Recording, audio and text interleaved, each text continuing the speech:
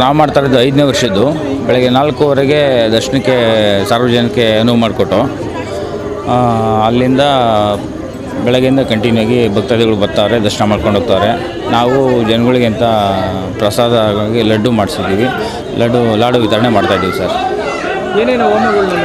ಗಣಪತಿ ಹೋಮ, ಮೃತ್ಯುಂಜಯ ಹೋಮ, ಇನ್ನೊಂದು ಕೆಲವೊಂದು ಪೂಜಾ ಕೈಂಕರ್ಯಗಳನ್ನ ಮಾಡಿ ಜನಗಳಿಗೆ ಸಾರ್ವಜನಿಕರಿಗೆ ವಿಶೇಷವಾಗಿ ದರ್ಶನಕ್ಕೆ ವ್ಯವಸ್ಥೆ ಮಾಡಿಕೊಟ್ಟಿದ್ದೀವಿ ಸರ್. ಬೆಳಗ್ಗೆಯಿಂದ ಎಷ್ಟು ಗಂಟೆವರೆಗೂ ಇರುತ್ತೆ? ರಾತ್ರಿ ಸರಿಸುಮಾರು ಒಂದು 12 ಗಂಟೆವರೆಗೂ ಇರುತ್ತೆ ಸರ್. ಬೆಳಗ್ಗೆಯಿಂದ ಎಷ್ಟು ಜನ ಬಂದಿರ್ಬೋದು? ನಾವೆಲ್ಲ ಹಂಗೆಲ್ಲ ಲೆಕ್ಕ ಹಾಕೋಗಲ್ಲ ಸರ್.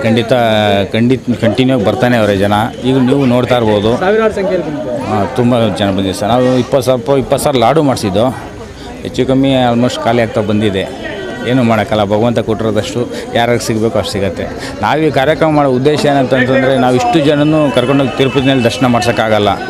ಯಾಕೆ ಅಂತಂದರೆ ಇಷ್ಟು ಜನ ಒಂದು 15-20 ಸಾವಿರ ಜನ ಬಂದಾಗ ಯಾರೋ ಅದರಲ್ಲೊಂದು 200 ಜನ ಯಾರಪ್ಪ ಚೆನ್ನಾಗಿ ಮಾಡಿದ್ರು ಅಂತಂದರೆ ಆ ಒಂದು ಇದು ನಮ್ಮ ಜೊತೆ ಕೆಲಸ ಮಾಡಿದವ್ರಿಗೆ ಎಲ್ರಿಗೂ ತಲುಪಲಿ ಅನ್ನೋದು ನಮಗೆ ಆ ಒಂದು ಉದ್ದೇಶ. ಅದ್ರ ಜೊತೆಗೆ ನಮಗೆ ಬೆನ್ನೆಲುಬಾಗಿ ನಮ್ಮ ಈ ಭಾಗದ ಶಾಸಕರಾದಂಥ ಮುನ್ರಾಜಣ್ಣವರು ಹಾಗೂ ನಮ್ಮ ಮಾಜಿ ಕಾರ್ಪೊರೇಟರ್ ಆದಂಥ HN ಗಂಗಾಧರ್ ಅವರು ನಮ್ಮ ಬೆನ್ನೆಲುಬಾಗಿ ನಿಂತ್ಕೊಂಡಿದ್ದಾರೆ. ನಾವೇನೇ ಕೆಲಸ ಮಾಡ್ತೀನಿ ಅಂತಂದ್ರೂ ಕೈ ಜೋಡಿಸ್ತಾರೆ, ಬಂದು ಮಾರ್ಗದರ್ಶನ ಕೊಡ್ತಾರೆ. ಹಾಗಾಗಿ 5ನೇ ವರ್ಷ ಸುಸೂತ್ರವಾಗಿ ನಡೀತಾ ಇದೆ. ಯಾಕೆ ಅಂತಂದರೆ ನಾವು ಇಷ್ಟ ಚೆನ್ನಾಗಿ ಮಾಡಿರ್ತೀವಿ, ಒಂದೇ ದಿವಸಕ್ಕೆ ಮುಂಚೆಗೆ ನಮಗೂ ಮನಸ್ಸು ಬರಲ್ಲ. ಹಾಗಾಗಿ ಜನಗಳು ಇನ್ನೂ ಒಂದು ದಿವಸ ನೋಡಲಿ ಅಂತಂದ್ಬಿಟ್ಟು ನಾಳೆ ಸಾಯಂಕಾಲ ಮೆರವಣಿಗೆ ಬೇರೆ ಇಟ್ಕೊಂಡಿದ್ದೀವಿ. ಹಾಗಾಗಿ ಮೆರವಣಿಗೆ ಮಾಡಿಬಿಟ್ಟು ಪೂಜಾ ಕೈಂಕರ್ಯ ಏನೈತೆ ಅದೆಲ್ಲ ಮುಗಿಸಿ ಅವ್ರನ್ನ ಕಳಿಸ್ಕೊಡ್ತೀವಿ ಸರ್. ನಮ್ಮ ಹೆಗ್ನಳ್ಳಿ ಮೇನ್ ರೋಡಲ್ಲಿ ಮಾತ್ರ ಸರ್, ಅಷ್ಟೇ. ಭಕ್ತಾದಿಗಳಿಗೆ ಏನು ಹೇಳ್ತೀರಿ? ಆ ಭಗವಂತ 2025 ಎಲ್ರಿಗೂ ಒಳ್ಳೇದು ಮಾಡಲಿ ಅಂತ ನಾನು ಕೇಳ್ಕೊತೀನಿ ಅಷ್ಟೇ ಸರ್. ಭಕ್ತಾದಿಗಳು ನೀವು ಆಯೋಜನೆ ಮಾಡಿ ಭಾಳ ಖುಷಿಯಿಂದ ಹೋಗ್ತಾ ಇದ್ದಾರೆ, ನಿಮ್ಗೆ ಏನು ಅನ್ನಿಸ್ತಾ ಇದೆ? ಖುಷಿ ಆಗುತ್ತೆ ಸರ್. ನಾವು ಒಂದು ವಾರದಿಂದ ಕೆಲಸ ಮಾಡಿದ್ಕೋ ಅದೆಲ್ಲ ಇವಾಗ ನೆನಪೇ ಬರೋಲ್ಲ. ತುಂಬ ಖುಷಿ ಆಗುತ್ತೆ, ತೃಪ್ತಿ ಅನಿಸ್ತಾ ಇದೆ. ಖಂಡಿತವಾಗ್ಲೂ ಸರ್.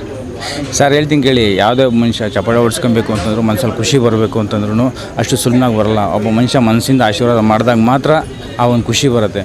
ಈಗ ಒಬ್ಬ ಗಾಯಕೈಗೂ ಅಲ್ಲಿ ನಾದಸ್ವರ ನುಡಿಸ್ತಾರೆ, ಮನಸ್ಸಿಗೆ ಇಷ್ಟ ಆಯಿತು ಅಂತಂದರೆ ನಾವು ಹೇಳೋದೇ ಬೇಡ, ಅವರೇ ಮನಸ್ಸು ತುಂಬಿ ಚಪ್ಪಾಳೆ ತಡ್ತಾರೆ. ಕಾಸು ಕೊಟ್ಟು ಚಪ್ಪಾಳೆ ಹೊಡ್ಸ್ಕೊಳೋದಕ್ಕೂ ಈ ಥರ ಮನಸ್ಸು ತುಂಬಿ ಚಪ್ಪಾಳೆ ಹೊಡೆದು ಆಶೀರ್ವಾದ ಮಾಡೋಕ್ಕೂ ಭಾಳ ವ್ಯತ್ಯಾಸ ಐತೆ ಸರ್.